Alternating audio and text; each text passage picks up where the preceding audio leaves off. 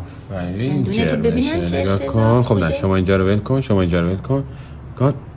دیدی این جرم؟ دیدی به چه بزرگی افتاد اینجا؟ این جرمگیری این طرفی یه دونه جلویش.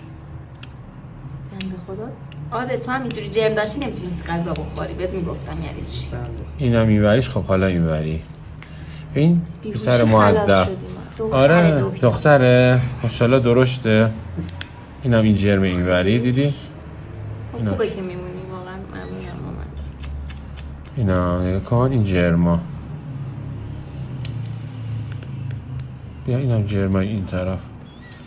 بذار با دستمال بگیرم. التهاب لثه‌شو می‌بینی؟ اصلا جرمگیری دیگه نمیخواد. با همین اوکی شد. چون اینجا مجرای غده بزاقیه. مجرای غده بزاقی اینجاست. هی دندونا جرم میگیرن. تموم شد. پایینش نداشت من دیدم. پایینش عالیه. اینا نگاه کن. این رو هم اینور ببین. عالی. نه خونی اومد نه هیچی. آره شینیشاش هم خوبه. اینه که فقط شکسته. تموم شد. آخه